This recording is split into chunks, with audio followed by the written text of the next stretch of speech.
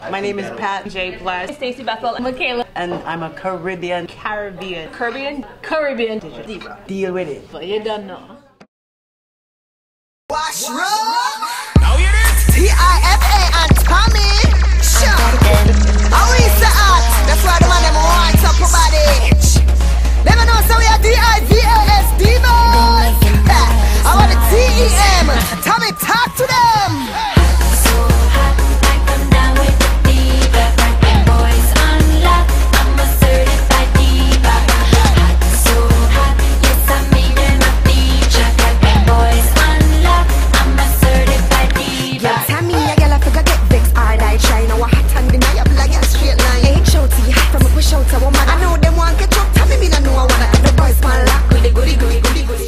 You have women amongst you making moves that you don't even realize, or we kind of, as women, tend to downplay our accomplishments sometimes, not all the time.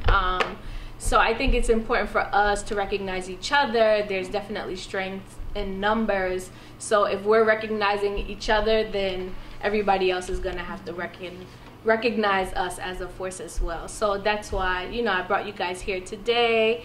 I definitely want to go ahead and kick things off. How this is going to work is I'm going to throw Pat a question, and then I want to open it up to the floor to everybody to answer. Just add in your knowledge, your comments, questions. It could be funny, it could be whatever. Just what. There's so much knowledge in this room that I know everyone can add to this conversation and keep it going. If you have questions, if you want to just shoot out anything, if you want to begin a debate, I'm all for it.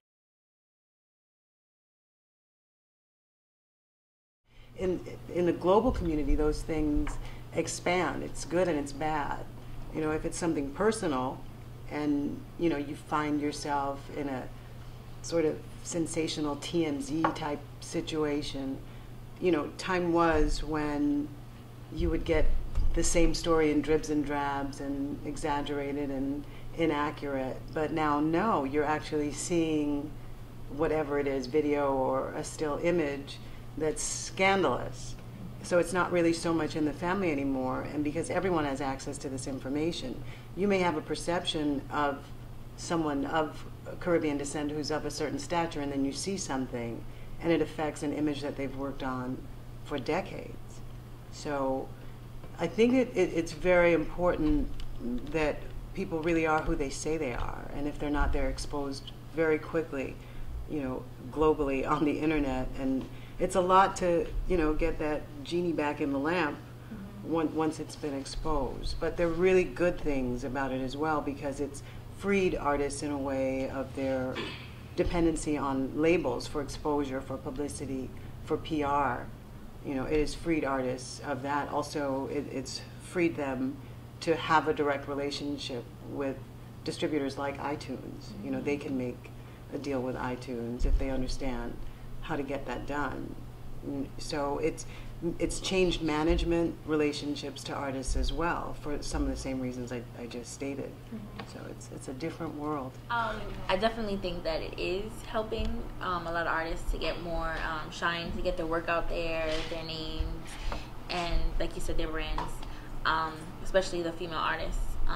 Because there's a lot of female artists that I didn't even know about, that now all of a sudden I can go to a site or a blog and find out more about them, and then see their videos, and then from there go to YouTube and see more of their work and more of their videos. So I agree with that.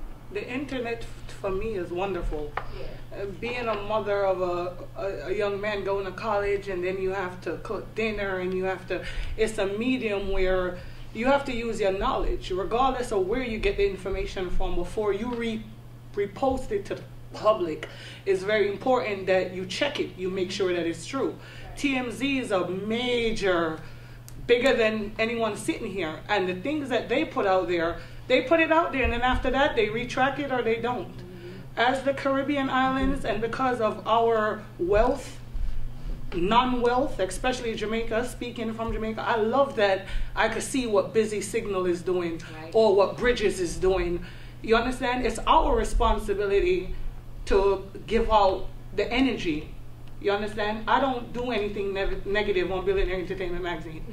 I feature people who are doing positive things, and I leave the negativity alone. Right. So it's our responsibility and it's our choice what we feed our readers. I don't do it.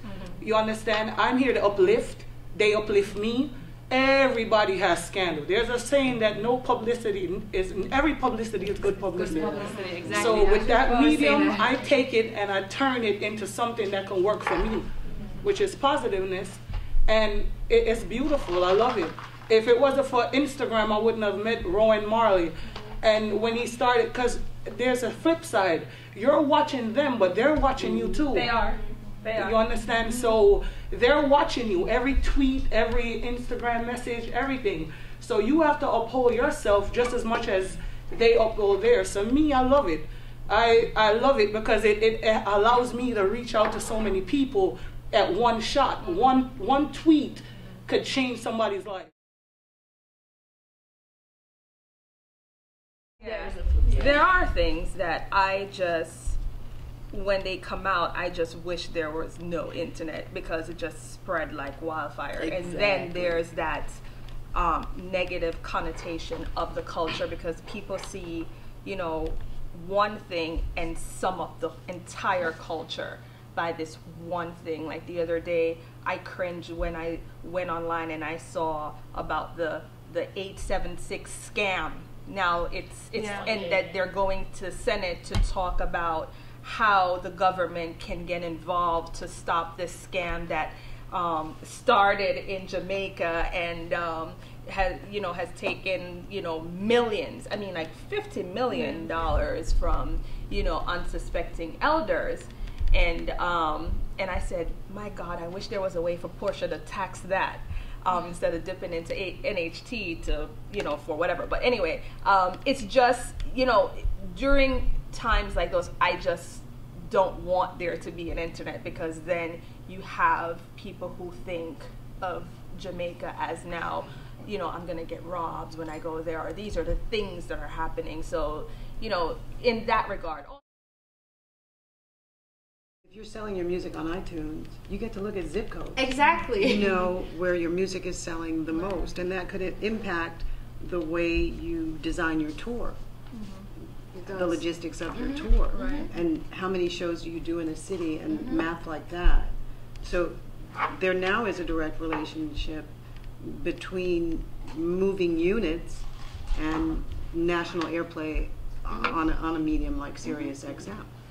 Yeah. My playlist is directly related to iTunes reggae chart, and it's been amazing to see. That's my problem with the world right now, is that everything is text and email, and I'm still off the old world where give me a call. Just the time that you're gonna take to text all of that, and then I'm gonna have to text back my response. Just take up the phone and call me. We can have a conversation and let it all out real fast. And I think I get more from a conversation because I can hear your tone. I can kind of get a feel of, okay, is this going my way or not? Is it possible that it's gonna work or not? And you're right. Put it down. Because after a while, it's a last resort. Honestly, I was speaking with a pretty major artist the other day, and he doesn't answer voicemail. I haven't really regularly answered my voicemail since about 2010. We're in 2013. And my voicemail will say something like, this isn't the fastest way to reach me. Yeah. Because eventually after you're texting and emailing, you will come to an understanding that you can resolve quickly on the phone, but it's way faster than a half-hour phone conversation. I don't have half an hour. Well, I mean, and Caribbean people love to chat. Next thing you're talking about rice and peas. Up until recently, I just was one of those people that was, a slave to my phone. And recently I said, you know what? No more work on Sundays. Good. And I have, before I start any business relationship, I said, okay, before you retain me, you must know I don't work on Sundays. Sundays is to go to church and to spend the day with my family. There's no way that I'm giving them me if I'm on my phone. Also, I am one of those people, like Pat. I know. You can't get me on the phone. I can't because That's me. if you're gonna get me on the phone, you have to get to the point and get off. Because when we get on the phone, it's like, let's get to business, and we get off because number one, she has a little one, she has a 9 to 5, she has the magazine, she has Style and Vibes. I have Style and Vibes, I have PR, I travel, I have my 9 to 5. The last thing I want to do is have a conversation that's going to take more than 5 minutes. I'm not a phone person I can feel you all. on that.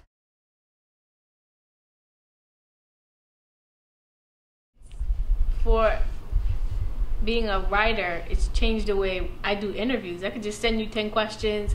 If I don't like your response, or if I want to get clarification, I can send it right back. Or I can say, okay, let's set up a Skype and we'll do an interview that way. I don't have to physically go to them. I don't, like, that is toll. I live in Connecticut, by the way. So physical meetings should result in a check. Right. Someone's writing a check. Time is money.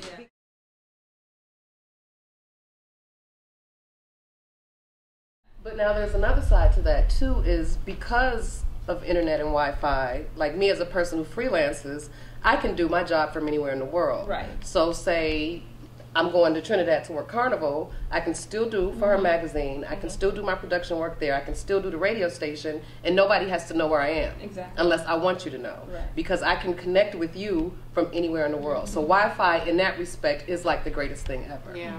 You know, And you can work 2 or 3 jobs at one time. Perfect example. We did that when you went to Exactly, recently. right. We had fans cover was the hardest feature in life.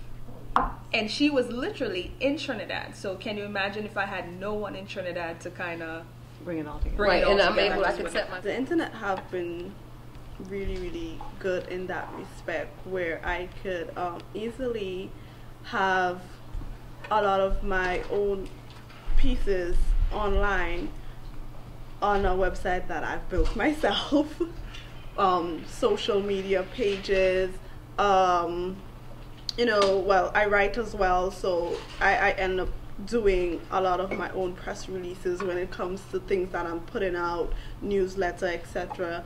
And as recent as a few months ago, sometimes you work on things and you have an idea where you want it to go, but only when people reach out to you, then you know the extent as how far it reached. I had people contacting me from Africa about my pieces, and in my mind I'm like, oh, how did you see that?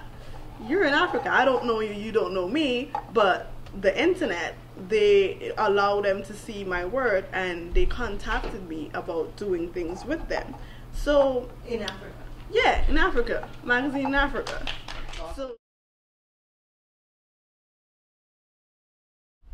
I'm not good at it because in the Caribbean music community, because I've done it for so long, there's so many friendships. So then money gets to be like, ew, we're not talking about money, but you're providing a service.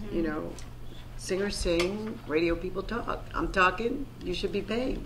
But it's easy to say, but it's very difficult to do when you're in such a small, close community. So you kind of, it's so important that you make your own reality. Either you become less available or you set a price that you don't have a friendly price for. Here's something that we don't utilize, and it's there for us to utilize. It's free, and you're giving someone else the experience. Interns.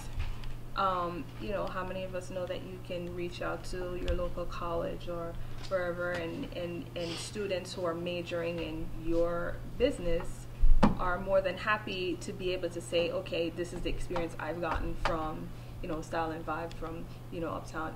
These magazines use interns all the time. People intern for a year, and then, through a relationship with your local college or high school, you can, have someone, once someone is gone, you can have someone else. And I mean, the only thing with that, of course, that you're getting someone who is fresh and you have to teach them everything. Do you necessarily have time for that versus hiring someone who's experienced You know, that's you know, the pros and cons of that, but you can totally do that and make your time that much more manageable. A couple years ago, I was a graduate student going for my MBA Media Management, but I had no experience in media. I heard about Jamrock Magazine. I contacted Michaela. She was working there at the time, and you know, I came in for an interview. I said I don't have any experience. I have a full-time 9-to-5 in government, but I want to learn media. And you know, we did the interview. You hired me, and you know, it's been for your and it's been a long-lasting relationship since. I look to Michaela as my mentor, and you know, just from that, I learned so much. I learned about press releases and blogging, and you know, everything that's preparing me for my job now in government, but on the media end.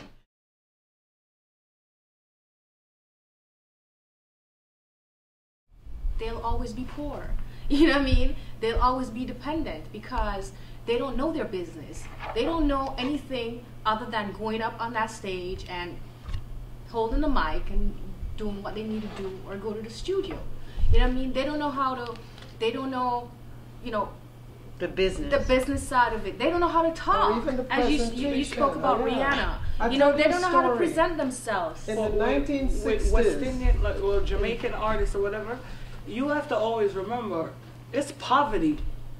A lot of them are doing music. That's a good argument. But that's not but what there's, it's let me explain there's first too much before. precedent. What I'm saying and to you, there's they're too much not gonna access. take the time to do anything. That's all well because and they good, want but if you quick want to be a money. shoemaker, you You damn gotta well learn a better trade. study how Yes, to I make know, trade. but Yeah. I'm telling you from what I've experienced, like seeing them, they're not gonna take the advice of going That to doesn't do make artists. any But it doesn't make But right. there will all be this those is in who won't develop. yeah, Say there what will you're be saying. those. I'll tell you the story. In the 1960s, a particular artist from Guyana, beautiful voice, male, magnificent. He was heard here, right? His music came to the United States, of course, in the Caribbean community. Recognized, this guy is really, really talented. Somebody, Jamaican, worked at CBS at the time, right? And said, and a couple of them, a couple Jamaican, Guyanese, a few of us worked there at the time, and said, you know, it would be good for this person to come on the Ed Sullivan show. Now you know what the impact of that show. Up until then, I think it was just Harry Belafonte from the Caribbean who had gotten a spot like that. The guy comes in, he drunk, right? And he sings better when he's drunk. Whoa. He starts to sing, and nothing like what you hear on his records was coming out of his mouth. Right. First of all, the way he appeared, right? The what he was wearing, talk about artist development and presentation and all of that. You're going on Ed Sullivan. You're all too young to know Ed Sullivan. But it was a total fiasco. And you all look stupid. Disgrace all them West Indian people. All of them. Disgrace them. I never heard from him again. Today, that person is just generally within the Guyanese community singing. Tifa and Tommy. Sure. How is the art? That's why the man them wants up your body. Let me know so we are Divas, Divas. I want the TEM. Tommy, talk to them.